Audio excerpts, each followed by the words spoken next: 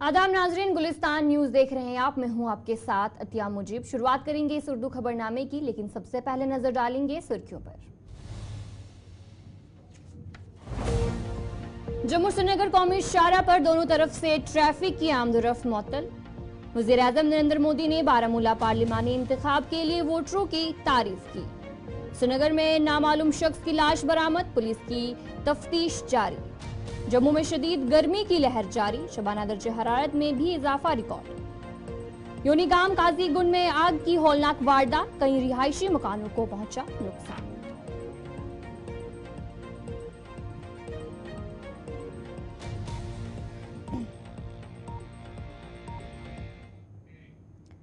तो चलिए अब खबरें तफसील के साथ। बिहार में एक अवामी रैली से खिताब करते हुए पीएम नरेंद्र मोदी ने एक बार फिर इंडिया इत्तेहाद पर तनकीद करते हुए कहा कि 5वें मरहले में इंडिया इत्तेहाद को पूरी तरह से शिकस्त हुई है।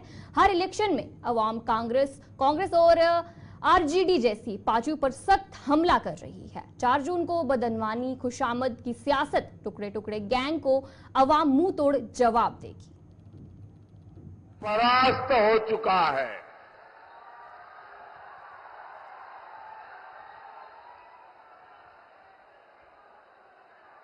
खुद को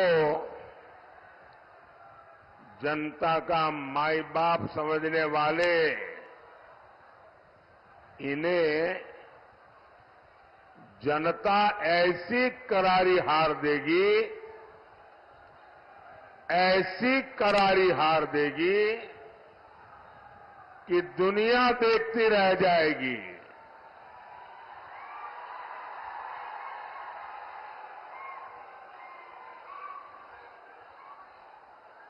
साथियों,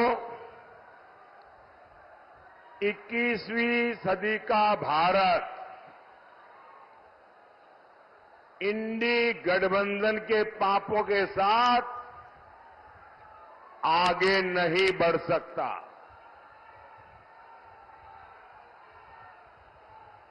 और इसलिए हर चुनाव में कांग्रेस, आरजेडी जैसे दलों पर जनता जोर का प्रहार कर रही है। 4 जून को इंडी वालों के इरादों पर सबसे बड़ा प्रहार होगा। ये प्रहार होगा देश में भ्रष्टाचार पर, ये प्रहार होगा तुष्टीकरण की राजनीति पर, ये प्रहार होगा टुकड़े टुकड़े गैंग पर, ये प्रहार होगा समाज को लड़ाने वाली गंदी सोच पर, ये प्रहार होगा सनातन को गाली देने वाली विकृत मानसिकता पर।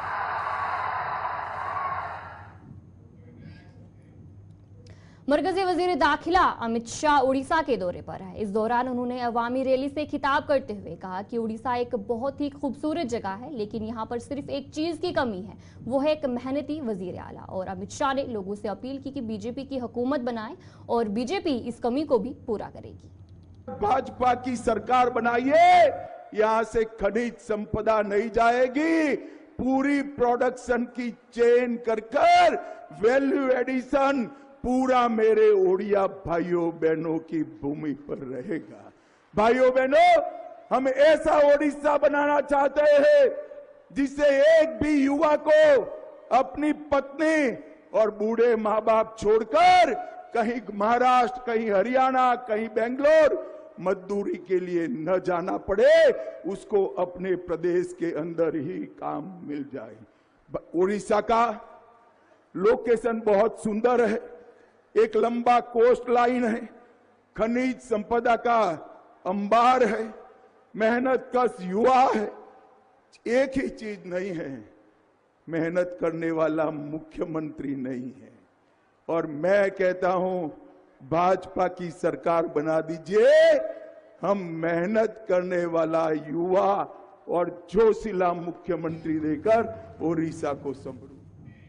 दिल्ली के सीएम अरविंद केजरीवाल ने दिल्ली में प्रेस कॉन्फ्रेंस की, जिस दौरान उन्होंने कहा कि गुज़िश्ता रोज वजीर दाखिला अमित शाह दिल्ली आए और उनके जलसे में 500 से कम लोग मौजूद थे। दिल्ली आने के बाद उन्होंने कहा कि आम आदमी पार्टी की हिमायती पाकिस्तानी है। अरविंद केजरीवाल ने सवाल किया कि दिल्ली की आवाम ने 56% वोट देकर हुकूमत बनाई है, क्या दिल्ली की आवाम भी पाकिस्तानी है? और क्या कुछ कहा गया उनकी तरफ से, आपको सुनाएंगे। देने की दिशा में बढ़ रहा है। दूसरी बात आज मैं करना चाहता हूं, कल अमित शाह जी दिल्ली आए थे और दिल्ली आकर उनकी सभा में बताया जाता है, जो लोग वहां मौजूद थे 500 से भी कम लोग थे, और दिल्ली आकर उन्होंने देश के लोगों को अनर्गल गाली गलौज करना चालू किया, जनता को गाली देने लगे। उन्होंने कहा कि आम आदमी पार्टी के सपोर्टर पाकिस्तानी हैं। मैं उनसे पूछना चाहता हूं, दिल्ली के लोगों ने हमें 62 सीट 56% वोट शेयर देके सरकार बनाई है, क्या दिल्ली के लोग पाकिस्तानी हैं? पंजाब के लोगों ने हमें 117 में से 92 सीट्स देके सरकार बनाई है, क्या पंजाब के लोग पाकिस्तानी हैं? गुजरात के लोगों ने हमें 14% वोट दिया, क्या गुजरात के भी लोग पाकिस्तानी हैं? गोवा के लोगों ने हमें प्यार दिया, विश्वास दिया, क्या गोवा के लोग भी पाकिस्तानी हैं? पंचायत के चुनाव में, म्यूनिसिपैलिटी के चुनाव में उत्तर प्रदेश में, आसाम में, मध्य प्रदेश में और देश के कई हिस्सों में आम आदमी पार्टी के पंच, सरपंच, म्युनिसिपल मेयर, काउंसलर चुने गए जगह जगह, क्या इस देश के सभी लोग पाकिस्तानी हैं? ये क्या बात कर रहे हैं आप? आपको प्रधानमंत्री जी ने अपना वारिस चुना है, इस बात का आपको इतना अहंकार हो गया कि आप लोगों को गालियां देने लगे, धमकियां देने लगे। अभी तो आप पीएम बने नहीं हैं और आपको इतना अहंकार हो गया। आपकी जानकारी के लिए बता दूं कि आप पीएम नहीं बन रहे हैं, क्योंकि 4 जून को लोग बीजेपी की सरकार नहीं बना रहे हैं। बीजेपी जा रही है, थोड़ा अहंकार कम कीजिए और जनता को गाली मत दीजिए। आपकी दुश्मनी मेरे से है, आप मुझे गाली दे लीजिए। डेमोक्रेटिक प्रोग्रेसिव आजाद पार्टी के चेयरमैन गुलाम नबी आजाद ने कहा कि बारामूला पार्लिमानी नशिस्त पर लोगों ने वोटिंग में जिस तरह हिस्सा लिया है, उन्हें उम्मीद है कि आने वाले राजौरी अनंतनाग नशिस्त पर लोग बढ़ चढ़कर जमहूरी अमल में शिरकत करेंगे। उसमें लोगों को भी तसल्ली होगी और जो भी उम्मीदवार जीत के आएगा जिस पार्टी का, उसको भी तसल्ली होगी और उसको भी जिम्मेदारी होगी कि मुझे लोगों ने चुना है। वरना ये 5-10% पे न तो चुने हुए नुमाइंदे खुश होते हैं और वो कहते हैं हमें कौन सा वोट मिला है, ये तो अपनी पार्टी का इतना वोट था, और लोगों को भी तसल्ली नहीं होती है कि हमने वोटिंग नहीं दिया है तो मांगें किस मुंह से। तो ज़्यादा वोटिंग होगी तो लोगों को भी ये हक से मांग सकते हैं कि हमने तुम्हें जिताया है, और जीता हुआ कैंडिडेट भी ये फर्ज समझता है कि उसे अपने फर्ज को निभाना हो। उमर साहब चीफ मिनिस्टर रह चुके हैं, चाहे बाकी सियासी तजुर्बा उनको है या नहीं, लेकिन चीफ मिनिस्टर रह चुके हैं। वो ऐसी छोटी बातें कैसे कर सकते हैं? इससे कोई फर्क पड़ेगा वोटिंग में? मैं तवक्का करता हूं कि साउथ कश्मीर में भी 70%। पीडीपी सदर और राजौरी अनंतनाग नशिस्त से नामजद उम्मीदवार महबूबा मुफ्ती ने राजौरी में एक प्रेस कॉन्फ्रेंस के दौरान इल्जाम आयद किया कि एक जमात लोगों को मजहब के नाम पर खौफजदा करके वोट मांग रही है, जबकि एक जमात डराकर और ब्लैकमेल करके वोट मांग रही है। उन्होंने कहा कि इस खित्ते के लोग काफी खौफजदा है और बात करने से भी डर रहे हैं। और मैंने महसूस किया कि यहाँ माहौल जो है बहुत ही ज्यादा डरावना बनाया गया है। एक तरफ से एक जमात इलेक्शन लड़ रही है तो वो फतवे दे रही है, मजहबी फतवे दे रही है कि अगर आपने फलानी को वोट नहीं डाला तो आप जहन्नम में जाओगे, आपके साथ ये होगा, मरने के बाद आपके साथ वो होगा, आपको बीमारियां लग जाएंगी।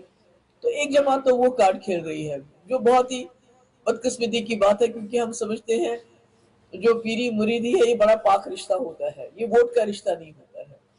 ये अलग रिश्ता होता है। और वोट लोगों को जो है अपनी जरूरियात जिंदगी के लिए, अपने तहफ़्फ़ुज़ के लिए डालना होता है। तो किसी को ये धमकाना जो फलानी को वोट नहीं डालेगा तो वो उसके साथ अल्लाह मियाँ पता नहीं क्या क्या करेंगे, तो मैं समझती हूँ ये बुरा है।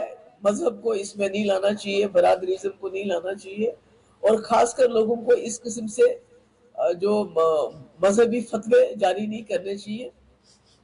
इस्लाम इसकी इजाजत नहीं देता है। और दूसरी तरफ से दूसरी जमात है जो बीजेपी के कंधे पे रख के बंदूक चला रही है, जो लोगों को ब्लैकमेल कर रही है, डरा रही है, धमका रही है। तो उसका ये नतीजा है कि लोग सामने, एक कम्युनिटी इसलिए नहीं आ रही है, उनको लगता है कि अगर हम सामने खुल के आएंगे तो हमारे खिलाफ फतवा जारी होगा। दूसरी कम्युनिटी इसलिए नहीं आ रही है, उनको लगता है कि सरकार हमारे साथ जो है एक ब्लैकमेलिंग का उन्होंने टैक्टिक इस्तेमाल किया है।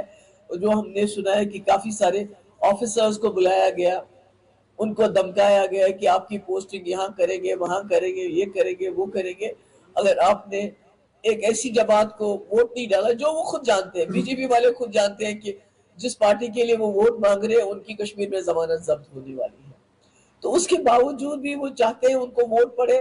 तो उनको तो डायरेक्टली कहना चाहिए कि आपको उसको वोट डालना चाहिए जिसको आप कामयाब करना चाहते हैं इनडायरेक्ट वोटिंग से।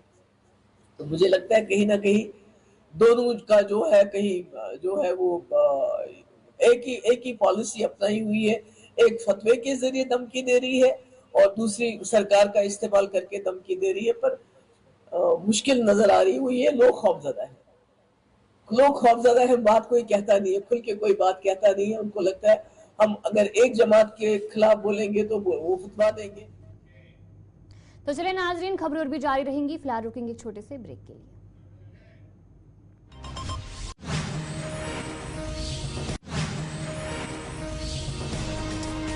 राजीव गांधी की बरसी आज मनाई जा रही है और इस सिलसिले में दिल्ली में सबसे बड़ी तकरीब मुनक्किद हुई, जिस दौरान उन्हें खिराज अकीदत पेश किया गया। जम्मू कश्मीर प्रदेश कांग्रेस कमेटी की जानिब से जम्मू और श्रीनगर में भी एक तकरीब मुनक्किद हुई, जिसमें साबिक वजीर आजम राजीव गांधी को उनके 33वीं बरसी पर याद करके खिराज अकीदत पेश किया गया।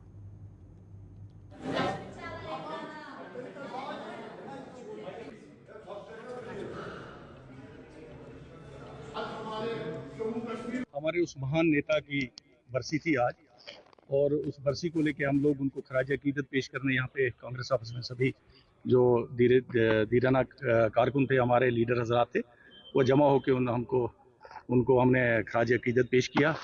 और ऐसी महान शख्सियत जिसने मुल्क को तरक्की की ओर बढ़ाया था, और जब वो नौजवान प्राइम मिनिस्टर बने थे, उन्होंने आज जिस तरह मैंने अभी ऊपर भी बोला, मैंने कहा कि आप मीडिया के लोग इतने खुद कफील हैं कि आज अपने मोबाइल से आप इस देश को आगे बढ़ा सकते हैं।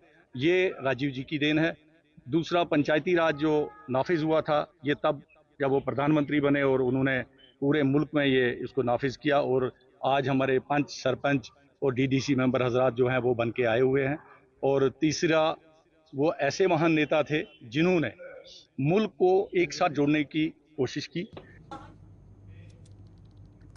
श्रीनगर जम्मू कौमी शाहराह पर वाक़या बोनी गांव काजीगुंड इलाके में आग लगने की वारदात पेश आई है। इस वारदात में कई रिहायशी मकानों को नुकसान पहुंचा है। आज सुबह 11 बजे के करीब एक मकान में अचानक आग नमूदार हुई, जिस दौरान आग ने भयानक शक्ल इख्तियार करते हुए दीगर कई तामीराती ढांचों को अपनी लपेट में लिया। इस मौके पर फायर सर्विस उमले, मुकामी लोग और पुलिस ने आग पर काबू पा लिया। ताहम आग की वारदात में मुश्ताक अहमद डार का घर खाकसर हुआ और आग की इस वारदात में लाखों रुपए मलियत का साजो सामान राख की ढेर में तब्दील हुआ।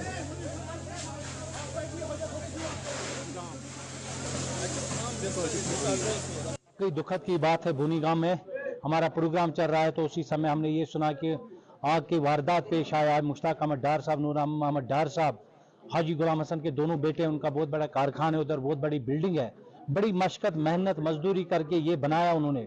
आज ये पूरी तरह खाकिस्तर हो चुकी है, पूरा डैमेज हो चुका। तो जो ही मैंने ये वाकया सुना तो फायर इमरजेंसी से फ़ोन करके पुलिस स्टेशन और जो भी एडमिनिस्ट्रेशन है उनको अवेयर किया। मुझे पूरा उम्मीद है कि कंपनसेट हो उनको, ताकि जो उनका परेशानी है वो दूर है, क्योंकि बैंक से लोन लेके ये ढांचा खड़ा किया। तो मैं एडमिनिस्ट्रेशन से गुजारिश करता हूं, बिलखुसूस डिप्टी कमिश्नर कुलगाम से, कि इनके बिल फॉर मुआवजा मिलना चाहिए, जो भी कंपनसेट है माकूल अंदाज में मिलना चाहिए। सिविक एक्शन प्रोग्राम के तहत जिला पुलिस डोडा की तरफ से डोडा में एक police martyrs cricket tournament sports stadium Doda में कामयाबी के साथ इख्तिताम पजीर हुआ। मुनक़दा टूर्नामेंट में जहां पर जांबाज पुलिस एहलकारों की कुर्बानियों को खिराजे अकीदत पेश किया गया, जहां पर ये कहा गया कि जो देश के लिए जिन्होंने काम किया है उनको याद किया गया। इस दौरान अलग अलग टीमें उन्होंने यहाँ पर शिरकत की और टीमों ने यहाँ पर खेल भी खेला और ये जो टीम थी और उन्हें जो टीम जीती उन्हें नकदी इनामात से भी नवाजा गया।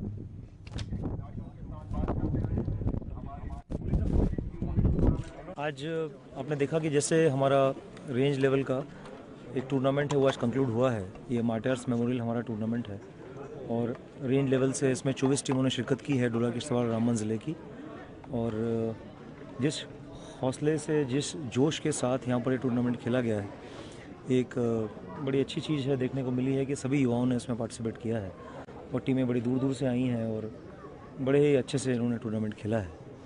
तो लिहाजा मैं युवाओं से भी ये मैसेज देना चाहूँगा कि नशे की लत से दूर रहें और स्पोर्ट्स में, अपनी पढ़ाई में इसमें ही ज़्यादा ध्यान दें और अपनी उन्नति। सर, पब्लिक की डिमांड है दंगल डोडा के अंदर पुलिस की तरफ से होनी चाहिए। हाँ, इसमें अभी स्पोर्ट्स की एक्टिविटी जो है CAPF हमारे सिविक एक्शन प्रोग्राम में, उसमें हम दंगल के लिए भी एक्टिविटी ऐड करेंगे। और जैसे इन्होंने कहा अभी कि जो महिलाओं के लिए हैं, खासकर जो क्रिकेट टूर्नामेंट है और बाकी चीज़ें स्पोर्ट्स रिलेटेड संबंधित गतिविधियां हैं, उसमें भी हम लोग प्रोग्राम शुरू करने की कोशिश करेंगे। रूरल एरियाज़ की डिमांड बढ़ी है कि रूरल हाँ, मतलब इसमें डिमांड तो काफ़ी ज़्यादा है, काफ़ी इलाकों की है, पर हम देखेंगे कि कितनी जल्दी हम शुरू। जी, मेरा नाम मोहम्मद साम खान है, मैं बानिहाल रामन से बिलोंग करता हूँ।